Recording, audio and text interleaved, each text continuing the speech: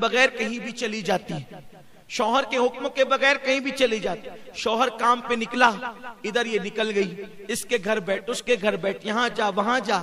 یاد رکھیں اگر شوہر منع کر دے تو بیوی کو یہ حق نہیں کہ وہ اپنے باپ کے گھر بھی جائے، اپنی ماں کے گھر بھی جائے، کیونکہ نکاح کے بعد، شادی کے بعد ماں باپ سے بڑا حق ایک عورت پر اس کے شوہر کا ہوتا ہے. آقا کریم علیہ السلام فرماتے ہیں کہ اگر اسلام میں اللہ کے سوا کسی کو سجدہ کرنے کی اجازت ہوتی تو میں عورتوں کو حکم دیتا کہ وہ اپنے شوہر کو سجدہ کرے، لیکن چونکہ کسی کو غیر اللہ کو سجدہ کرنے کی اجازت نہیں.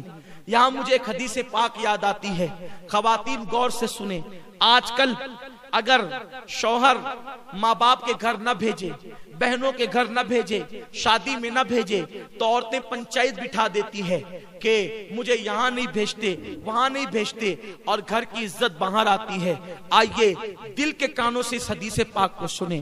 ایک صحابی دور رسالت میں اپنے گھر سے نکلتے ہیں اور گھر سے نکلتے وقت اپنی بیوی کو کہتے ہیں دیکھو جب تک میں سفر سے واپس نہ آ جاؤں تم گھر سے باہر مت نکلنا، حتیٰ کہ تم اپنے ماں باپ کے گھر بھی مت جانا جب تک کہ میں نہ آ جاؤں. لیکن ان کو خیال نہ رہا کہ میرے بعد پتہ نہیں کیا ہوگا، کیسے حالات ہوں گے. وہ بول کر تو چلے گئے، لیکن میری بہنوں سنو تو صحیح، ان کا گھر کہاں تھا؟ ان کا گھر سسرال کی اوپر کے حصے میں تھا، یعنی اوپر کے حصے میں میاں بیوی رہتے تھے اور نیچے کے حصے میں اس عورت کے ماں باپ رہتے تھے. اللہ اکبر. شوہر نے کہا کہ تم میرے آنے بغیر، میرے آئے بغیر نہ ماں باپ کے گھر جانا نہ کسی کے گھر جانا. شوہر چلے گئے. اتفاق ان کو پتا نہیں رہا ہوگا کہ میرے جانے کے بعد ایسا حادثہ بھی ہو سکتا ہے. لوگوں نے اطلاع دی بیٹی کو، دیکھو تمہارے ابا بیمار ہو گئے، اس لیے اوپر سے نیچے ہی تو اتر کے آنا ہے. اس نے کہا کہ میرے شوہر نے منع کیا ہے کہیں جانے کے لیے، اس لیے میں نہیں جاؤں گی. اللہ اکبر. جب طبیعت زیادہ خراب ہوئی، طبیعت زیادہ سیریس ہوئی، تو لوگوں نے کہا ایسا لگتا ہے اب تمہارے باپ بچیں گے نہیں، ان کا انتقال ہو جائے گا، ذرا آ کر اپنے باپ کو دیکھ تو لو، دو باتیں تو آخری میں کر لو. میری بہنوں آپ سمجھ سکتی ہو جب باپ مرنے والا ہو تو کس بیٹی کی تمنا نہیں کہ وہ اپنے باپ سے بات کر لے. مگر کل کی عورتیں شوہر کی کتنی فرما بردار ہوا کرتی تھی، خاون کی کتنی فرما بردار ہوا کرتی تھی.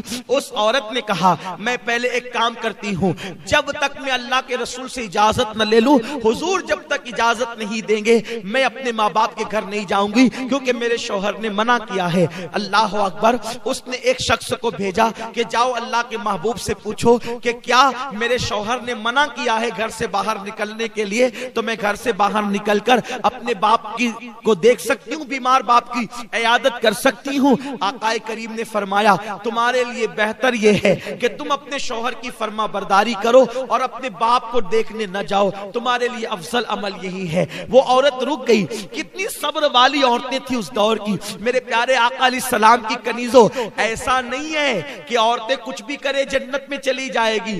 جنت میں جانے کے لیے قربانی دینی پڑے گی. میرے پیارے آقا علیہ السلام کی کنیزوں، اس کے بعد کچھ دن گزرے، خبر آئی تمہارے باپ کا انتقال ہو گیا، جنازہ تیار ہے، آخری صورت تو اپنے باپ کی دیکھ لو، آخری شکل تو اپنے باپ کی دیکھ لو. اس نے کہا اب ذرا دیکھو، ایک بیٹی اگر باپ کا انتقال ہو جائے اور بیٹی بمبئی میں رہے، دبئی میں رہے، سعودی میں رہے، وہ وہاں سے فوراً دوڑتی بھاگتی آتی ہے، اپنے باپ کا آخری چہرہ تو دیکھ لوں، اپنے باپ کی آخری شکل تو دیکھ لوں. مگر قربان جائیں اے خاتون جنت کی کنیزوں، اس دور کی عورتیں کیسی تھی، انہوں نے حضور کے فرامین کو کیسے سینے میں بسایا تھا، انہوں نے قرآن و حدیث پہ کیسے عمل کیا تھا. ایک شخص کو بھیجا جاؤ آقا سے پوچھ کر کے آؤ میرے شوہر نے مجھے ماں باپ کے گھر جانے کے لیے منع کیا ہے، کیا میں اپنے باپ کی آخری شکل دیکھنے کے لیے جا سکتی ہوں؟ تو آقا کریم نے فرمایا اس عورت کے لیے افضل عمل یہی ہے کہ وہ اپنے باپ کی شکل دیکھنے نہ جائے اور اپنے شوہر کے فرمان پر عمل کرے. اللہ اکبر. وہ خاتون صبر کر کے گھر میں بیٹھ گئی. اللہ اللہ. لوگ لے گئے اس کے باپ کے جنازے کو اور لے جا کر کے دفن کر دیا. رات ہوئی، غمگین تھی، دکھڑا تھا، تکلیف تھی کہ میں اپنے باپ کی آخری شکل بھی دیکھ نہ سکی. مگر شوہر سے کوئی شکایت نہ تھی، اس لیے کہ وہ عورت جانتی تھی کہ میرے شوہر کو تھوڑی پتا تھا کہ وہ یہ کہہ کے جائیں گے اور میرے باپ کا انتقال ہو جائے گا. اللہ اکبر.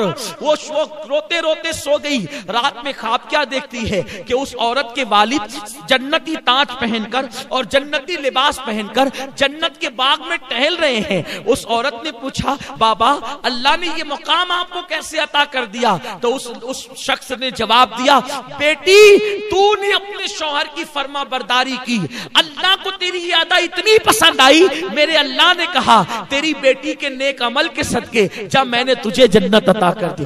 عمل بیٹی نے کیا ہے اور بیٹی شوہر کی فرما بردار بنی تو اس کے باپ کو جنت مل گئی۔ اے خاتون جنت کی کنیزوں، اسی لیے میرے آقا فرماتے ہیں چوتھی چیز جو عورت اپنے شوہر کی فرما برداری کرے، وفاداری کرے، شوہر کو راضی کر لے، ایسی عورتیں جنت میں جائے گی اور آٹھوں دروازے ان کے لیے کھول دیے جائیں گے۔ یہ نہیں شوہر غریب ہے تو بھاگ بھاگ کے آ جائیں، شوہر غریب ہے تو اس سے مطالبات کریں، شوہر غریب ہے تو اس پہ الزامات رکھ کے ماں باپ کے گھر بیٹھ جائیں۔ نہیں، ایسا نہیں ہونا چاہیے۔